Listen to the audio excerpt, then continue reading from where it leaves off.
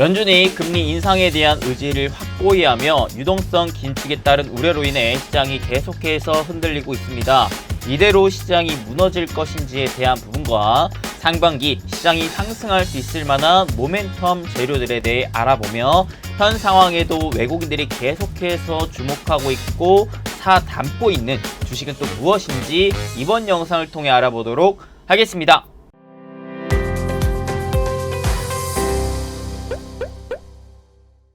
행부 반갑습니다. 여러분들의 행부 파트너 이수민 대표입니다. 자, 이번 주도 이제 새롭게 또 시장이 열리게 됐는데요. 시작부터 그렇게 또 좋지 않은 상황이 연출되면서 많은 분들이 다시 한번 또 불안감에 휩싸이지 않았나 좀 싶습니다. 자, 그래서 금리 인상에 대한 미국 연준의 단호한 움직임, 그 움직임에 따라 지금 국내 증시가 이대로 좀 무너지는가에 대한 우려를 아직도 많은 분들이 좀 하고 계실 것 같아서 그 부분에 대한 좀 코멘트와 그 다음에 시장 상승에 대한 원동력은 또 무엇이 있고, 그리고 이렇게 흔들리는 시장 속에서도 외국인들이 또 주목하고 사담고 있는 또 주식은 또 따로 있기 때문에 그런 부분들은 또 어떤 부분들인지까지 이번 영상을 통해 한번 저와 함께 알아보도록 하겠습니다. 자, 오늘도 돈이 되고 도움이 되는 영상 최대한 준비했으니까 오늘도 끝까지 집중해서 시청해 주시고 본격적인 시청 앞서서 좋아요, 구독, 알림 설정 한 번씩 눌러주시면 너무나 감사할 것 같습니다. 꾹딱박 꾹딱박. 네, 우리 구독자 여러분들 모두 행부 되시고요. 자, 보시면 일단 오늘도 제가 몇 가지 기사와 몇 가지 리포트들을 좀 가지고 나와봤는데, 첫 번째 기사를 먼저 보겠습니다. 미국 연준 긴축 우려가 언제까지 이뤄질 것인가. 지금 IT 자동차 가치주에 대한 매력이 주목이 되고 있다라고 하는데요. 자, 그 다음에 실질적으로 리포트를 좀 보겠습니다. 오늘은 리포트 총 3개 가지고 왔어요. 다 오늘 나온 리포트이고요. 첫 번째 보시면 주식시장 리뷰, 그 다음에 미증시에 대한 전망 관련된 리포트고, 요거는 어디? 미래에셋에서 나온 겁니다. 자, 우리나라 증시가 국채금리 상승과 외국인들의 매물출의 압박에 하락을 했다라고 하죠. 자, 우리나라 주요 증시가 좀 하락을 했고, 그 다음에 미국 증시 부진한 고용지표 발표에도 금리 인상 기조 지속에 대한 부담이 확대가 되고 있다. 외국인들이 선물 매도 확대하며 지수 하락을 견인했고, 시총 상위 종목분들이 대부분 좀 약세를 보이고 있다라고 합니다. 오케이. 그렇다. 자, 미국 증시의 부진한 고용지표 발표에도 불구하고 금리 인상할 것이 지속이 되고 있다라는 생각이죠. 자, 제가 기존에 금리를 올리기 위해서는 뭐가 뒷받침되어야 된다, 연준 입장에서 보는 것은 결국에는 고용, 그죠?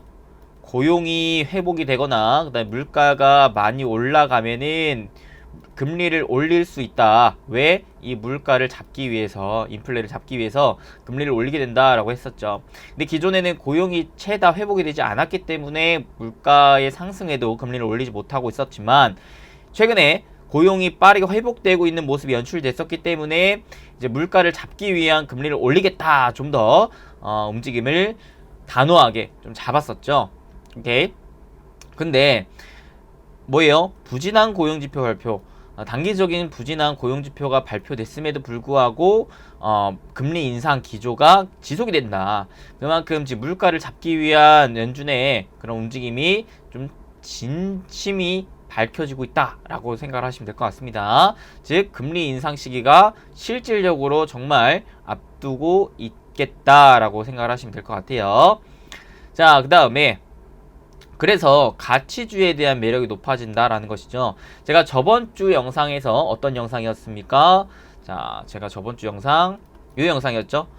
저번 주에 요거 네이버 카카오 성장주 급락에 대한 대응 전략. 자, 요 영상 여러분들이 보시면 아시겠지만 제가 이제 금리에 따른 가치주 성장주에 대한 방향성에 대해서 강의를 했기 때문에 요 영상 이제 궁금하신 분들은 보시면 되겠는데, 거기서 말씀드렸죠. 금리가 인상이 되면은 아무래도 현금에 대한 가치가 높아지기 때문에 가치주들이 부각을 받는다. 반대로 성장주는 약세를 보인다라고 그랬습니다. 그죠?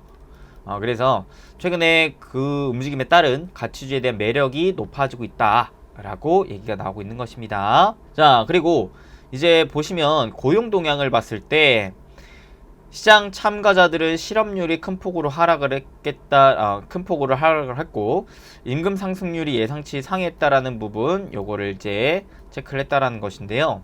이 부분은 실질적으로는 큰 의미를 부여할 정도가 아니다라고 합니다. 즉 고용지표가 단기적으로는 별로 안 좋게 나오긴 했지만 이 부분이 크게 의미가 있는 것은 아니다라고 얘기를 하는 것 같습니다. 자, 그래서 이번 주 투자들에게 꽤 중요한 한 주라고 하는데 왜 그러느냐? 일단 보시면 파월 연준 의장의 청문회가 11일 내일 예정되어 있고요. 그 다음에 급변한 연준의 통화정책 스탠스에 대해서 파월이 입을 통해 다시 한번 확인할 수 있을 것으로 예상이 된다. 자, 현재 시각이기 때문에 수요일이라고 보시면 되겠죠. 오케이. 자, 그래서 수요일날 일단 파월 연준 의장의 발언을 우리가 한번 중요하게 봐야 될 것 같고, 그 다음에 고용에 이어 물가 관련된 데이터 확인해라. 자, 중국의 생산자 물가 발표 이어 미국의 소비자 물가 발표될 예정이다. 그리고 내일이랑 그 다음에 모레 있습니다. 자, 물가가 현재로서는 높게 나오는 게 좋겠습니까? 낮게 나오는 게 좋겠습니까? 아무래도 좀 낮게 나오는 게 좋겠죠. 왜냐면은 지금 일단은 금리 인상할 것이다라는 방향성은 정해지긴 했는데 요게 보다 빨리 보다 강하게 할 것인지에 대해서는 아직 명확하게 잡히지 않았기 때문에 예상했던 것보다 물가가 오히려 더 높게 나와버리면 금리 인상 시기를 더 빨리 그 다음에 더 강하게 할 수가 있다라는 부분인 거죠. 이 부분은 시장에 즉 충격으로 자리할 수 있기 때문에 물가는 예상치보다는 좀 진정되는 물가가 나오는 게 시장에는 좋을 수 있다라고 체크를 하시면 될 것 같고요. 그 다음에 금요일부터 금융주를 시작으로 미국 실적 시즌에 돌입하게 됩니다. 실제로 은행주들이 팬데믹 기간 동안 풍부한 투자 은행 수수료와 예상보다 낮은 대출 손실 덕분에 역대급 실적이 예고되어 있는 상황이라서 금융주의 호실적 여부가 실적 시즌 바로미터를 제공할 것으로 기대를 하고 있다고 합니다. 자, 요거 이제 보시면 아시겠지만 일단 이번 주 수요일이 굉장히 중요하다. 왜? 파월의 발언이 중요하다. 파월의 발언. 자, 시장에서는 가장 큰 악재가 뭐라 그랬어요? 시장에서 가장 큰 악재는 불확실성이라 그랬습니다. 그죠? 자, 그래서 이 불확실성, 최근에 FOMC 의사록에 대해서 발표된 바로 이에 야, 금리 인상 이거 좀 더 빠르게 하는 거 아니야? 라는 사람들의 불확실성, 우려감이 시장에 작용이 되고 있기 때문에 시장이 출렁되고 있다는 것이죠. 자, 이거를 파월이 한번 잡아줄 필요가 있다는 거예요. 이 변동성을 한번 얘들아 걱정하지 말아라. 예고대로 간다. 너들 예상대로 우리 예고대로 별로 충격 없다라는 식으로 좀 시장을 안정화시킬 수 있을 만한 발언이 나와준다면 변동성이 다시 안정을 찾으면서 다시금 계단식 상승 흐름을 증시 입장에서는 좀 보여줄 수 있지 않을까라고 생각을 하니까 요 날 이제 좀 중요할 것 같습니다. 항상 의미 있는 일정을 앞두고서는 시장이 좀 불안감으로 인한 증시가 좀 변동성을 보여줄 수가 있으니까 내일까지는 여러분들 좀 지켜보시다가 수요일날 파월 발언으로 인해서 시장이 좀 안정감을 찾으면은 그때 찬찬히 다시 주식을 좀 매매할 필요가 있겠다. 그 다음에 물가도 오늘 이제 내일 모레 발표될 거니까 물가가 과연 낮게 나오냐 높게 나오냐. 높게 나오면 아무래도 시장에는 충격이 좀 지속될 수가 있으니까 좀 더 지켜보라, 좀 보수적으로 하라 라고 얘기를 드릴 수가 있겠고, 자, 최근에 이제 가치주가 부각을 받고 있는데 금리 인상 시기가 앞당겨짐에 따라 가치주가 부각을 받고 있는데 대표적인 가치주 누구? 보험주가 금융주가 아무래도 이번에 역대급 실적을 전망을 하고 있는 만큼 실적이 또 반영되면서 주가의 움직임이 좋을 수 있겠다 정도 체크하시면 괜찮겠다. 오케이.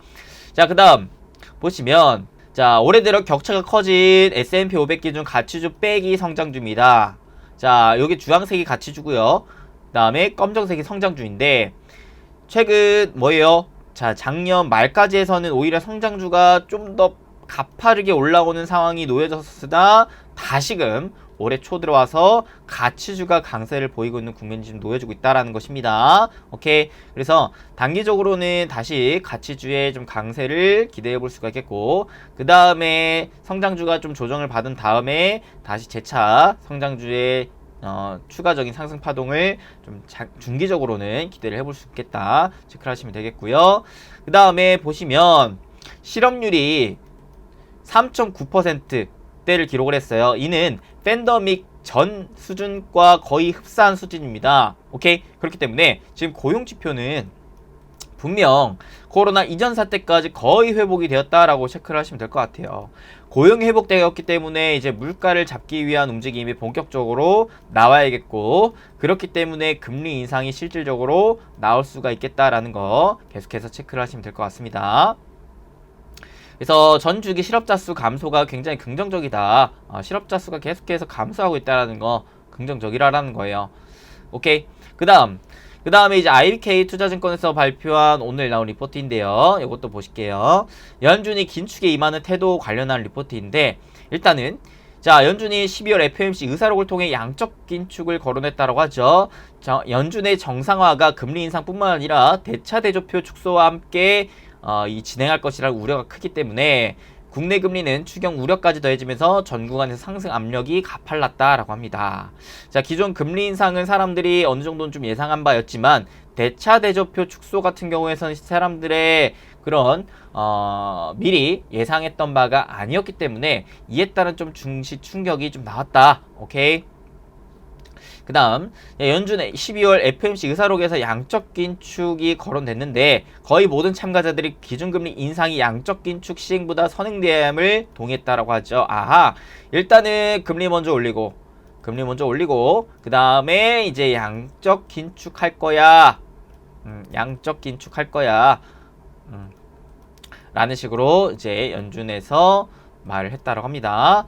자, 그래서 의사록 주된 내용 보시면 첫 번째, 기준금리 인상보다 대차 대조표 규모 조절이 경제에 미치는 영향이 더 크다라는 거, 경제 상황 고려 시 기준금리 변경이 먼저 시행되어야 된다라는 거, 그 다음에 자, 기준금리 변경 먼저 기준금리가 실효 하한보다 낮은 수준이라는 거, 그 다음에 이전 통화정책 정상화 시기에 비해 물가가 높고 고용시장도 타이트하다고 평가했다라는 거, 연준의 양적 긴축은 예전에 비해 빠르게 시행될 수 있다라는 거, 과거 절차처럼 기준금리 인상 후 대차 대조표 축소에 동의를 한다라는 거, 대차 대조표 축소의 시기는 첫 기준금리 인상 후 시작하는 게 적절하다라는 것 정도로 이제 요약할 수가 있겠다. 자, 정리를 하니까 뭐예요? 일단은 지금 기준금리를 인상할 것에 대한 가능성 굉장히 높게 평가가 되어 있다는 것이고, 이 흐름 이후에 대차 대조표 축소를 본격적으로 시작할 수도 있다라는 부분까지 우리가 체크해 볼 수가 있었죠. 오케이. 근데요, 과거의 정상화 시기, 과거 경제를 정상화시키는 데 있어서도 금리 인상이 양적 긴축에 선행이 됐다라고 해요. 자, 그 다음에 우리가 또 봐야 될 게 뭐냐면, 첫 인상은 빠를 수 있지만 그 다음 인상은 점진적일 수가 있다라고 얘기를 합니다. 연준의 금리 인상 시점은 예상보다 빠를 가능성이 높다. 근데 연준이 인플레이션에 대응하려는 의지가 매우 확고하기 때문이다. 자, 여기서 연준 내 대표적인 매파인 세인트 루이스 총재는 3월 인상과 양적 긴축을 주장하면서도 인플레가 완화될 경우에는 인상 속도가 완만해질 수 있음을 언급했다라고 합니다. 자, 오케이. 그러면 우리가 이를 통해서 생각해내야 되는 게 뭘까요? 자, 일단은 금리가 인상이 된다라는 것은 어찌 보면 이제는 사실 기정사실화가 되어 있다라고 생각을 하셔야 될 것 같아요. 왜? 자, 기본적으로 물가가 많이 올라왔고, 그죠? 이미 물가는 금리를 애초에 올려야 됐을 정도로 많이 올랐는데, 고용이 그에 비해 회복이 안 됐었기 때문에 올리지 못했었던 금리를 이제는 고용이 거의 회복이 되었기 때문에 금리를 올릴 명분이 충분해졌다. 자, 그래서 금리를 올릴 것을 이제 거의 기정사실화가 되어 있는데, 여기에 최근에 FOMC 회의록에서 나온 게 뭐였었느냐? 양적 긴축까지도 할 수 있다라는 가능성이 열렸다라는 거예요. 오케이? 자, 그러면 금리를 올리는 것 자체는 시장에서는 솔직히 말해서 어느 정도는 다 예상했던 부분이었기 때문에 증시에 이미 변동성으로 선반영이 되어 있었던 부분이라, 이번에 실질적인 금리를 인상하더라도 증시가 막 그렇게까지 빠질 만한 리스크는 제한적이었을 거예요. 하지만 이런 새로운 양적 긴축이라는 불확실성 요소가 하나 생겼고, 그 다음에 자, 금리를 한 번 인상한 이후로 또다시 추가적인 인상이 되지 않겠냐, 1년에 막 3-4번, 최대 8번까지도 할 수 있는 거 아니냐 라는 요 불안감이 생겼다. 그렇기 때문에 추가적인 금리 인상 시기가 좀 빨라질 수도 있겠다라는 불안감이 최근 시장에 좀 반영이 되고 있는 게 아닌가라고 좀 볼 수가 있었다라는 부분인 거죠. 자, 그러면 이 시점에서 우리가 체크를 해야 될 거, 이 플러스 알파와 그리고 추가적인 금리 인상 역시도 발빠르게 나올 것 같냐라는 부분을 좀 생각을 할 필요가 있을 것 같아요. 그게 가능성이 높으면 증시의 충격이 좀 지속될 것 같으니까. 오케이. 자, 근데 보셨다시피 양적 긴축은 금리 인상 이후로 될 가능성이 높기 때문에 지금 당장 우리가 걱정해야 될 만한 사이즈는 아닐 것 같고, 그 다음 인상 자체가 점진적이다. 왜? 인플레가 완화될 경우에는 속도가 완만해질 수가 있기 때문에. 자, 인플레가 뭐예요? 물가가 계속 상승한 게 인플레죠. 자, 물가가 왜 상승했어요? 세계적으로 경제가 빠르게 회복이 되면서 수요가 많이 늘어났고, 근데 그에 비해 코로나가 이제 타격을 주면서 공급망이 훼손이 되어 공급은 축소가 됐지만 수요가 많아짐에 따라 물가가 상승했던 이유가 가장 컸었습니다. 자, 근데 제가 최근에 이 오미크론 확산으로 인해서 이 부분이 많이 해소가 될 가능성이 높다라고 얘기를 했었죠. 왜? 오미크론이라는 애는 선진국 중심으로 확산이 됐기 때문에 공급망이 이제는 다시 회복이 되고 있다. 왜? 공급망은 거의 신흥국 위주의 중심으로 되어 있었기 때문에. 그렇지만 수요는 오미크론이 선진국 중심으로 되어 있었기 때문에 수요는 좀 비교적 상대적으로 단기적으로 좀 줄어들 수가 있겠다. 그러면 이 흐름에 따라서 물가는 다시 진정이 될 가능성이 높다라고 얘기를 했었죠. 여기에 이제 금리 인상까지 한번 딱 해준다면은 확연하게 물가가 좀 진정이 되면서 추가적인 금리 인상까지는 좀 시간을 벌 수 있지 않겠냐라고 좀 생각을 하고 있습니다. 자, 이 외에도 여기 리포트에서 발표한 바로 의하면 연준의 기존 성향과 과거 경험을 봤을 때 인상이 점진적일 것 같다라고 하는데, 그 이유가 뭐냐? 일단 금리 인상이 경기 회복을 저해할 수 있음에도 불구하고 연준이 빠른 인상을 선택한 이유는 오직 인플레 때문이었다. 자, 과거 인상기에도 최초 전도표나 연준의 긴축 거론은 매우 강했고 첫 인상은 다소 빨랐지만 그 이후로는 점도표와 실제 인상의 경기적 상황에 따라 유동적으로 조절이 되며 인상 간의 시차가 벌어졌던 경험이 있었다라고 합니다. 오케이.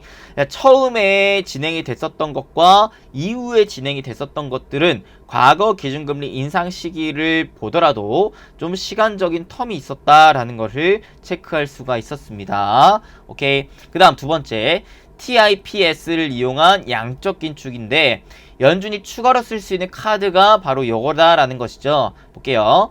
연준이 테이퍼링이나 더 나아가 TIPS 매각 혹은 재투자 중단이라는 방식 등을 통해 기대 인플레이션을 또다시 조절하고자 할 것이라고 보는데, 연준의 정책 목표는 인플레이션만이 아닌 고용 안정으로 대표되는 경기 안정도 포함되어 있다는 것을 고려했을 때 인플레이션이 연준의 조치 혹은 그 외의 요인들로 진정이 되고 긴축에 대한 경기 부담이나 금융시장 변동이 높을 경우 연준은 기준금리 인상을 양적 긴축과 동시에 공격적으로 사용할 이유가 없다라고 정리할 수 있다라는 부분인 거죠. 오케이. 자, 뭔 말이에요?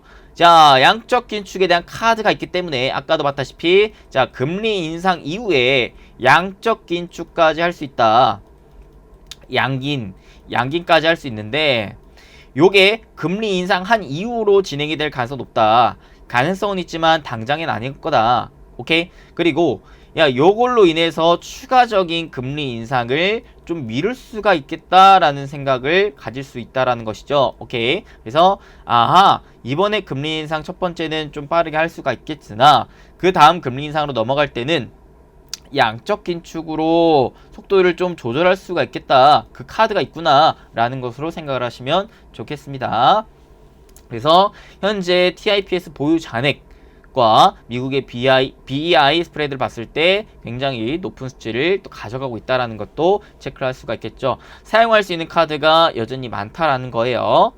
그 다음, 자, 우리나라 또 금통위에서 기준금리 인상을 또 전망을 해요. 14일날 우리나라 금통위 예정되어 있고 한 번 인상할 것으로 예상이 되고 있는데, 이번 금통에서 확인할 부분은 뭐예요? 연준의 긴축에 대한 입장입니다. 자, 기존에 미국 금리 인상에 대해서 이미 우리나라가 선제적으로 인상을 했기 때문에 따라갈 필요가 없고 자국의 상황에 의해 움직인다는 발언을 내놓았으나 그때는 연준이 실질적인 긴축을 하지 않았었기 때문에 그런 것이었고 지금은 연준이 실질적으로 긴축을 하는 움직임이 거의 나올 가능성이 매우 높기 때문에 이 움직임에 따라 우리나라가 어떤 움직임을 보여줄지가 또 중요한 포인트일 것 같다. 자, 사실 미국 기준금리랑 우리나라 기준금리가 기존에도 계속해서 비슷한 움직임을 보였었던 흐름이 연출이 됐었던 만큼 우리나라 기준금리가 좀 올라왔고 여기에서 미국 기준금리가 좀 올라온다면 과연 추가적으로 더 올릴 것이냐 아니면 일단 좀 숨고르기를 할 것이느냐 이 방향성 우리가 좀 주목해봐야 된다는 것이죠. 자, 그래서 다시 이슈로 넘어와서 하느니 이번 1월에 금통위에서 기준금리를 올린다. 향후 전망은 극과 극이다 라고 합니다. 일단 전문가 12명 중에 11명이 금리 인상을 예상을 했어요. 오케이? 그렇기 때문에 거의 금리 인상할 가능성이 매우 높다라고 보시면 되겠고 이 부분 역시 우리나라 시장에 선반영이 되면서 증시가 살짝 좀 흔들리고 있다 정도로 생각하시면 되겠습니다.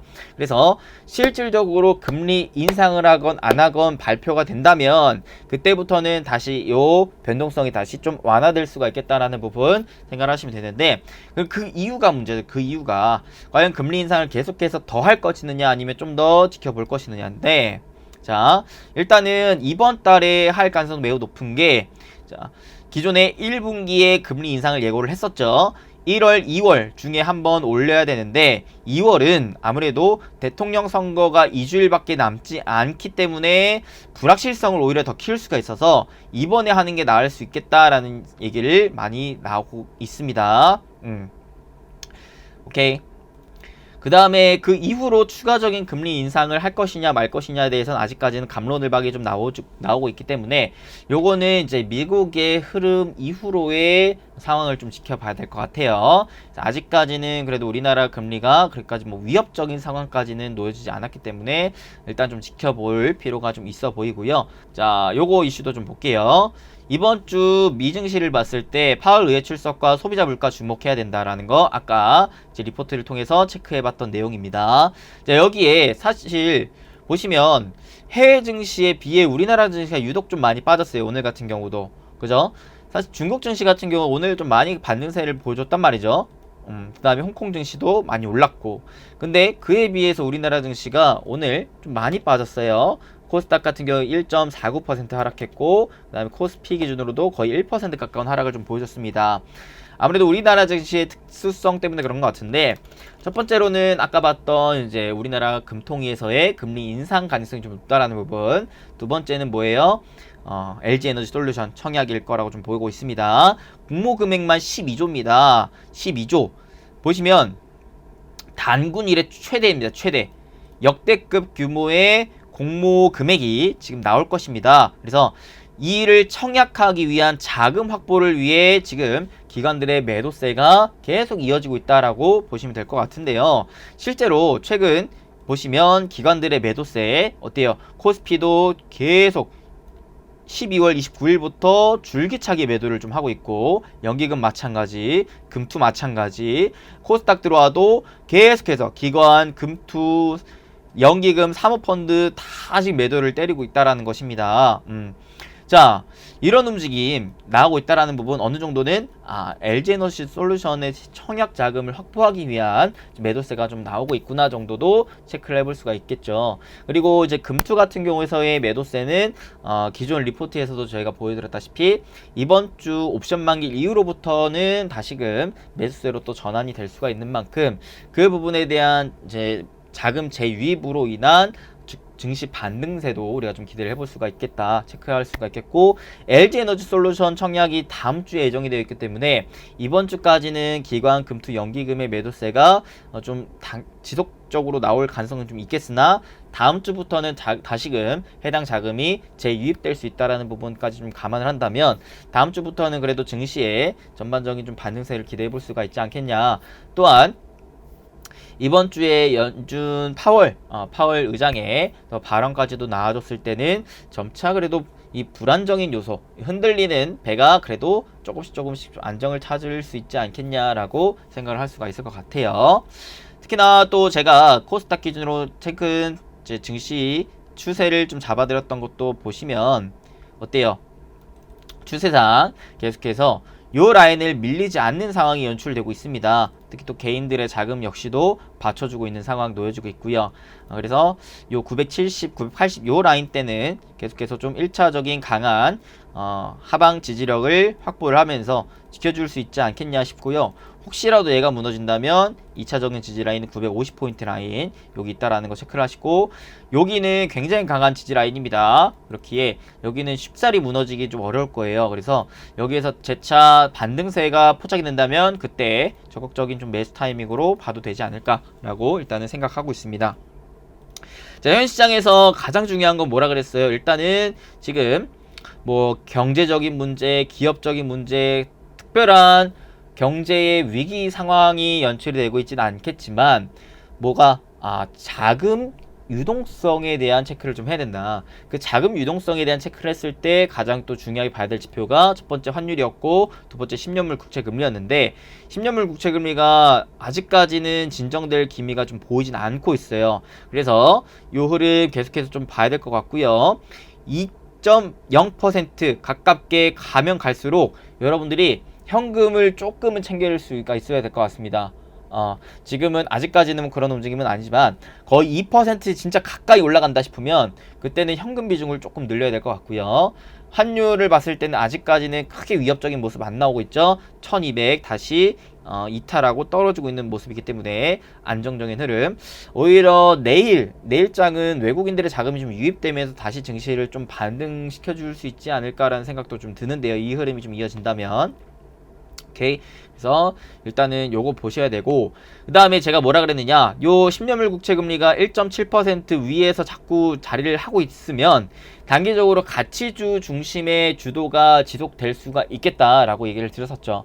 그러면서 어떠한 부분들이 좀 수혜를 받을 수가 있겠냐, 대표적으로 아까 말했던 뭐 은행, 금융, 보험 이쪽도 있겠지만 대표적으로 자동차, 반도체 이쪽 좀 주목을 해보라 그랬습니다. 특히 오미크론 확산으로 인한 공급난 해소 움직임에 따른 수혜를 받을 수 있을 게 대표적으로 반도체, 자동차였기 때문에, 특히 또 외국인들이 주도적으로 지금 매수를 하고 있는 게 반도체, 자동차였기 때문에 삼성전자 오늘 같은 상황에서도 외국인들 강하게 매수를 해줬어요. 오케이. 그 다음에 하이닉스도 마찬가지였고요.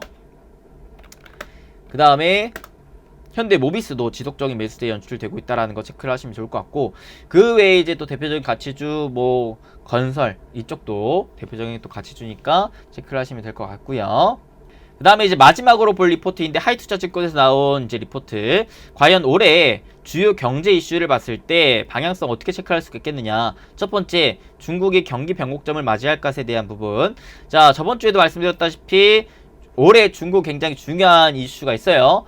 시진핑 주석이 장기 집권하냐 마냐, 그를 위해서 올해는 경기 부양책을 좀 경기 완화적인 정책을 펼칠 가능성이 높다. 특히나 올림픽도 앞두고 있고 3월 양회도 앞두고 있기 때문에 일단은 상반기 중에 정책적인 경제 활성화 정책을 좀 내세울 가능성이 높다. 그렇게 된다면은 뭐예요? 여기도 나왔다시피 강력한 부양책이 나올 경우에 국내 경제 증시에도 호재로 작용이 된다라는 거. 그 다음 공급망 리스크가 계속해서 완화될 수 있을까 봤을 때 1분기 이후에 상당 부분 해소될 것으로 예상이 되고 있고, 글로벌 인플레이션 압력 완화로 이어질 것이다. 인플레이션 압력이 완화가 된다면은 뭐예요? 아까도 봤다시피 추가적인 금리 인상에 대한 리스크가 좀 줄어들 것이기 때문에 그래도 시장은 지금 긍정적일 것이다라는 부분인 거고, 그 다음에 과거 미국의 금리 인상 사이클을 살펴봤을 때 마찬가지 연초 연준의 긴축 정책들이 시장에 이미 반영되고 있기 때문에 추가적인 변동성을 보여줄 가능성은 좀 낮다. 그 다음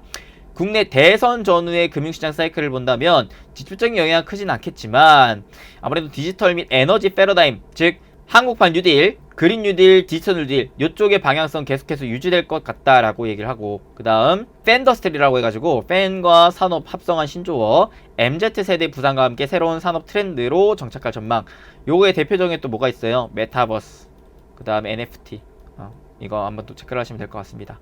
그래서 이렇게 일단은 좀 체크하시는데, 아하, 상반기에 그래도 좀 굵직굵직한 긍정적인 이슈가 몇 개가 있기 때문에 증시가 추세적으로 확 무너지기보다는 변동성을 좀 가져간 다음에, 제가 저번 주에도 얘기했다시피 이렇게 올라갈 가능성이 좀 더 높겠다라고 생각을 하시면서 지금 이 흔들리는 구간 잘 버티고 좀 이겨내셨으면 좋겠다라고 다시금 얘기 드리고 싶습니다. 오케이. 자, 오늘 이렇게 해가지고 좀 마무리를 지을 텐데요. 여러분들 계속해서 좀 힘내시고, 항상 위기 속에 기회가 피어난다라는 거 절대 잊지 마시고, 냉정하게, 감정보단 이성적으로 좀 애매하시길 바라겠습니다. 오늘 또 제가 좀 알려드릴 이벤트가 하나 있어요. 여러분들 부자TV 채널 들어오셔서 오늘 이 영상 클릭하시고 밑에 하단 댓글, 그죠? 영상 클릭하시고 밑에 조금만 내려보시면 댓글 바로 있거든요.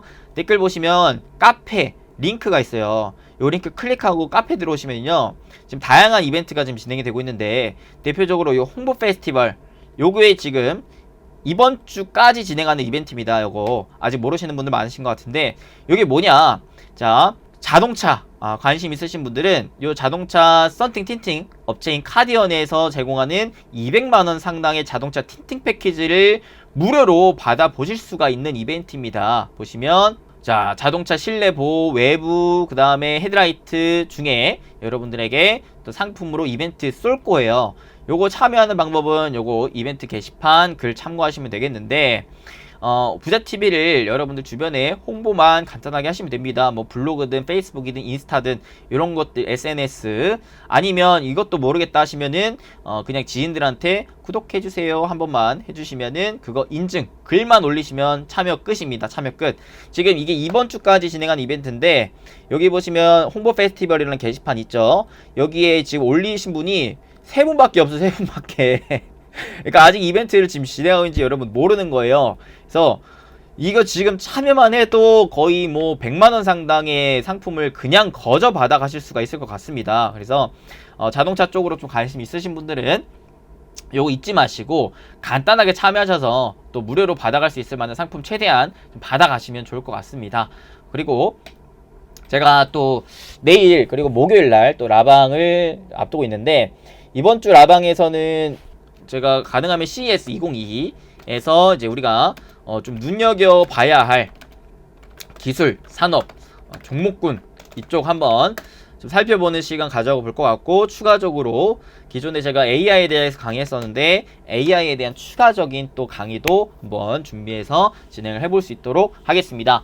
오케이, 그럼 오늘은 여기까지 하겠고요. 여러분들 정말 오늘 하루도 굉장히 수고 많으셨고, 끝까지 포기하지 마시고 진정 여러분들 다 잘 되시길 바라는 마음, 응원의 마음, 오늘도 한번 기를 그냥 팍팍 심어드리겠습니다. 여러분들 분명 잘 되실 거라 믿어 의심치 않고 계속해서 응원하고 지켜드리겠습니다. 자, 그럼 오늘 영상도 도움이 되셨길 바라겠고, 도움이 되셨다면 잊지 마시고 좋아요, 구독, 알림 설정 꼭꼭꼭 딱딱딱 빡빡빡 딱 한 번씩만 눌러주시고 댓글 자유롭게 남겨주시면 너무나 감사할 것 같습니다. 요즘 댓글을 너무나 안 달아주시는데 점점 힘이 빠져요. 저도 사람입니다. 여러분들 계속해서 댓글 가능하신 분들은 남겨주세요. 제가 정말 그게 큰 힘이 되기 때문에 한 번씩만 꼭 좀 부탁드리겠습니다.